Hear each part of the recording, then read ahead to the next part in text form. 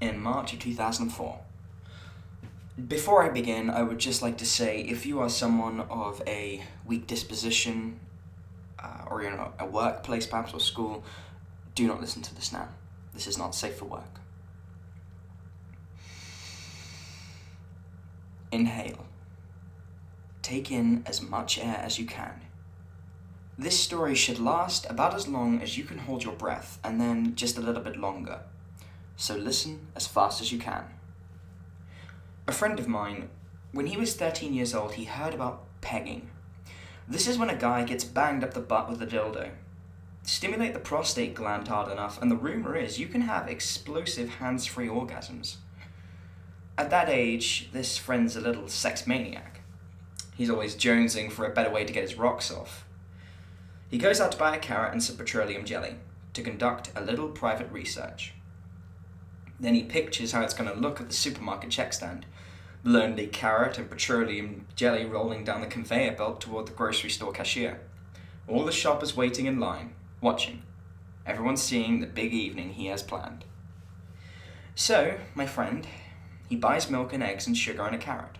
All the ingredients for a carrot cake, and Vaseline. Like he's going home to stick a carrot up his butt. At home, he whittles down the carrot into a blunt tool. He slathers it with grease and grinds his ass down on it. Then, nothing. No orgasm. Nothing happens except it hurts. Then, this kid, his mom yells it's supper time. She says to calm down right now. He works the carrot out and stashes the slippery, filthy thing in the dirty clothes under his bed. After dinner, he goes to find the carrot and it's gone. All his dirty clothes while he ate dinner. His mom had grabbed them all to do laundry. No way could she not find the carrot, carefully shaped with a paring knife from her kitchen, still shiny with lube and stinky. This friend of mine, he waits months under a black cloud, waiting for his folks to confront him. And they never do. Ever. Even now he's grown up, that invisible carrot hangs over every Christmas dinner, every birthday party, every Easter egg hunt with his kids, his parents, grandkids. That ghost carrot is hovering over all of them. That's something too awful to name. People in France have a phrase, spirit of the stairway. In French, esprit de l'escalier. Apologies for my pronunciation of French there. But it means that moment when you find the answer, but it's too late. Say you're at a party and someone insults you, you have to say something. So under pressure with everybody watching, you say something lame. But the moment you leave the party, as you start down the stairway, then magic. You come up with the perfect thing you should have said. The perfect crippling put down. That, my friends, is the spirit of the stairway. The trouble is, even the French don't have a phrase for the stupid things you actually do say under pressure. Those stupid, desperate things you actually think or do. Some deeds are too low to even get a name, too low to even get talked about. Looking back, kids psych experts, school counselors now say that most of the last peak in teen suicide was kids trying to choke while they beat off. Their folks would find them, a towel twisted around the kid's neck, the towel tied to the rod in their bedroom closet, the kid dead. Dead sperm everywhere. Of course, the folks cleaned up, they put some pants on their kid, they made it look better. Intentional at least, the regular kind of sad teen suicide. Another friend of mine, a kid from school, his older brother in the Navy said how guys in the Middle East jack off different than we do here. The brother was stationed in some camel country where the public market sells what could be fancy letter openers. Each fancy tool is just a thin rod of polished brass or silver, maybe as long as your hand, with a big tip at one end and either a big metal ball or the kind of fancy carved handle you'd see on a sword. This Navy brother says how Arab guys get their dick hard and then insert this metal rod inside the whole length of their boner. They jack off with the rod inside and it makes getting off so much better, more intense. It's this big brother who travels around the world, sending back French phrases, Russian phrases, helpful jack-off tips.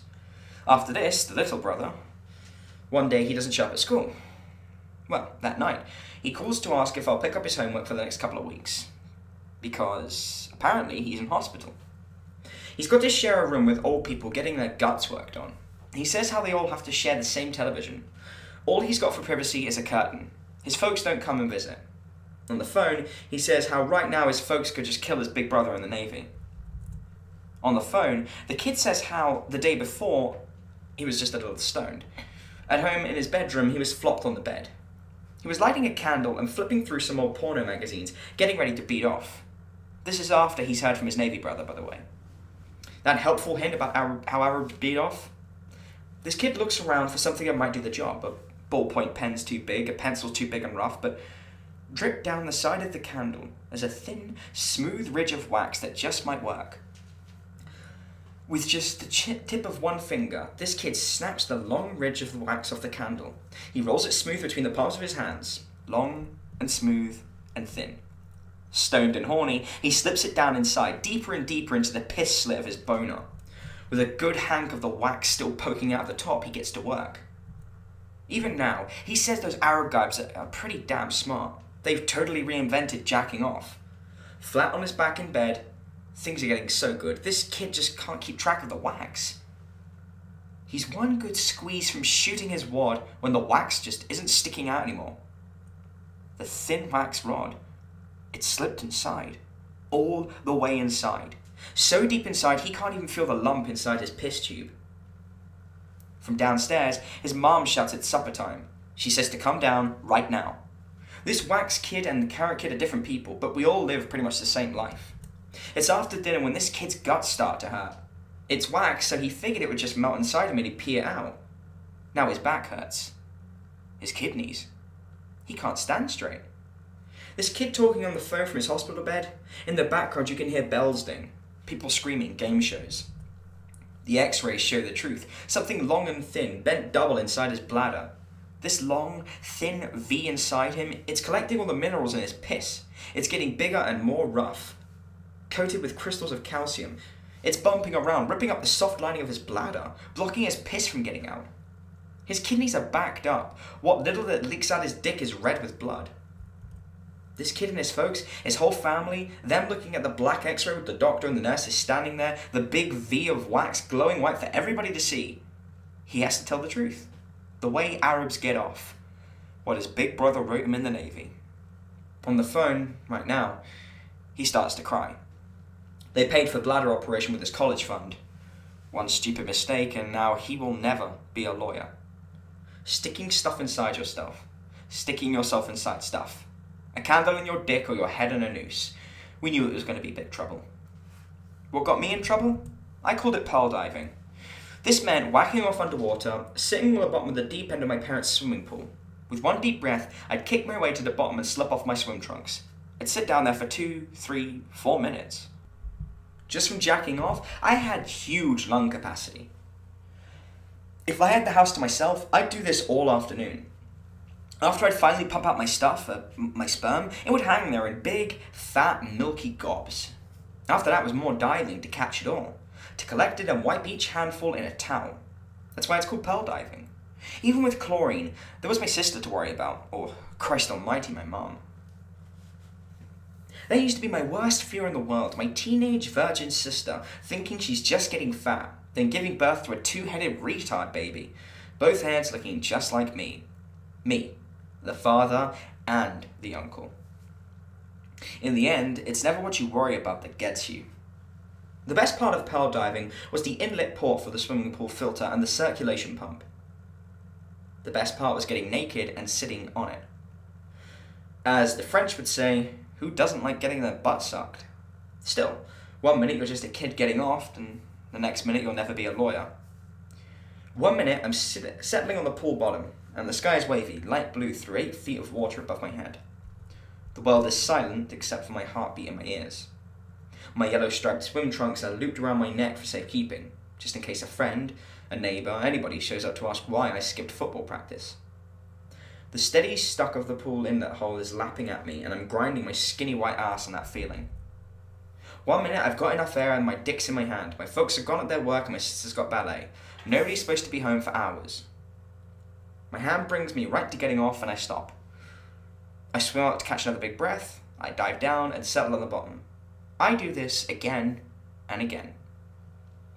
This must be why girls want to sit on your face.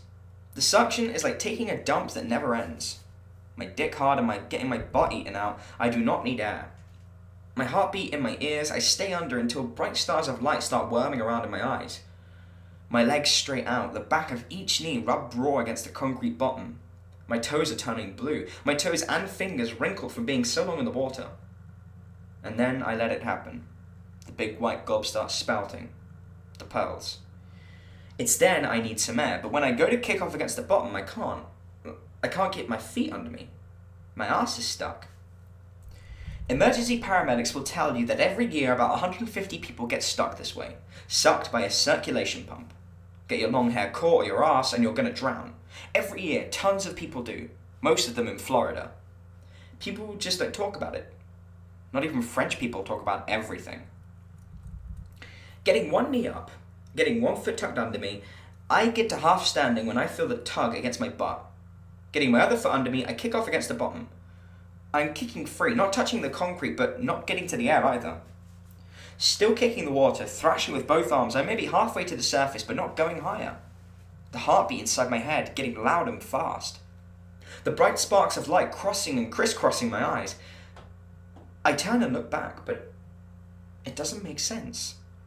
This thick rope, some kind of snake, blue, white and braided with veins, has come up out of the pool drain and it's holding onto my butt. Some of the veins are leaking blood. Red blood that looks black underwater and drifts away from little rips in the pale skin of the snake. The blood trails away, disappearing in the water, and inside the snake's thin, blue-white skin you can see lumps of some half-digested meal. That's the only way this makes sense. Some horrible sea monster, a sea serpent, something that's never seen the light of day. It's been hiding in the dark bottom of the pool drain, waiting to eat me. So, I kick at it. The slippery, rubbery, knotted skin and veins bit, and more of it seems to pull out of the pool drain. It's maybe as long as my leg now, but still holding tight around my butthole. With another kick, I'm an inch closer to getting another breath. Still feeling the snake tug at my ass, I'm an inch closer to my escape. Knotted inside the snake, you could see corn and peanuts. You could see a long, bright orange ball. That's the kind of horse pill vitamin my dad makes me take to help put on weight, to get a football scholarship, with extra iron and omega-3 fatty acids.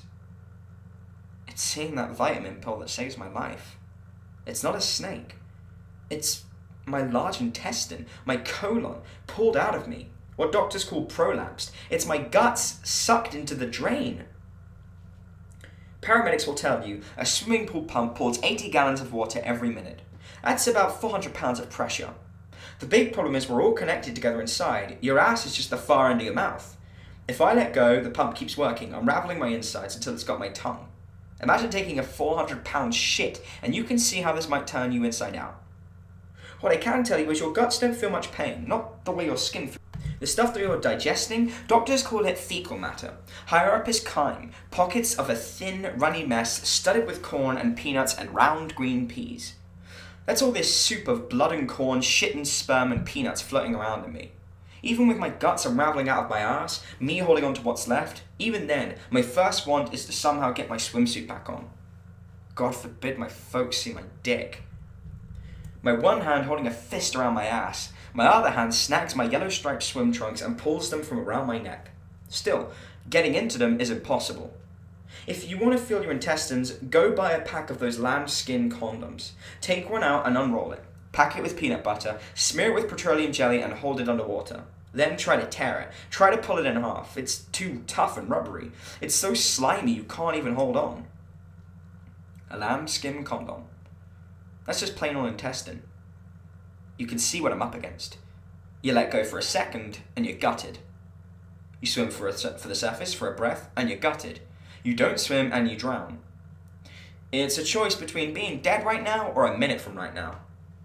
What my folks will find after work is a big, naked fetus curled in on itself, floating in the cloudy water of their backyard pool, tethered to the bottom by a thick rope of veins and twisted guts. The opposite of a kid hanging himself to death while he jacks off. This is the baby they brought home from the hospital 13 years ago. Here's the kid they hoped would snag a football scholarship and get an MBA, who'd care for them in their old age. Here's all their hopes and dreams, floating here, naked and dead. All around him, big, milky pearls of wasted sperm. Either that, or my folks will find me wrapped in a bloody towel, collapsed halfway from the pool to the kitchen telephone, the ragged, torn scrap of my gut still hanging out of the leg of my yellow-striped swim trunks. What even the French won't talk about. That big brother in the Navy, he taught us one other good phrase. A Russian phrase. The way we say, I need that like I need a hole in my head, Russian people say, I need that like I need teeth in my asshole. Apologies for my translation here, but ne eto nador kak zubi vin zadniste. Those stories about how animals caught in a trap will chew off their leg, well, any coyote would tell you a couple bites beats the hell out of being dead. Hell, even if you're Russian, someday you just might want to use those teeth. Otherwise, what you have to do is, you have to twist around. You hook one elbow behind your knee and pull that leg up to your face. You bite and snap at your own ass. You run out of air, and you will chew through anything to get that next breath. It's not something you want to tell a girl on the first date. Not if you expect a kiss goodnight. If I told you how it tasted, you would never, ever again eat calamari. It's hard to say what my parents were more disgusted by. How I got in trouble or how I'd saved myself. After the hospital, my mom said, "You didn't know what you were doing, honey. You were in shock." And she learned how to cook poached eggs. All those people grossed out or feeling sorry for me. I need that like I need teeth in my asshole. Nowadays, people always tell me I look too skinny. People at dinner parties get all quiet and pissed off when I don't eat the pot roast they cooked. Pot roast kills me. Baked ham, anything that hangs around inside my guts for longer than a couple hours. It comes out still food. Home-cooked lima beans or chunk light tuna fish, I'll stand up and find it still sitting there in the toilet. After you have a radical bowel resection, you don't digest meat so great. Most people, you have 5 feet of large intestine. I'm lucky to have my 6 inches. So I never got a football scholarship. Never got an MBA. Both my friends, the wax kid and the carrot kid, they grew up, got big, but I never weighed a pound more than I did the day that I was 13.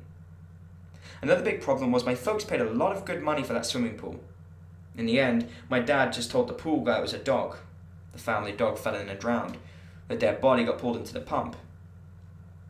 Even when the pool guy cracked open the filter casing and fished out a rubbery tube, a watery hank of intestine with a big orange vitamin pill still inside, even then, my dad just said, that dog was fucking nuts.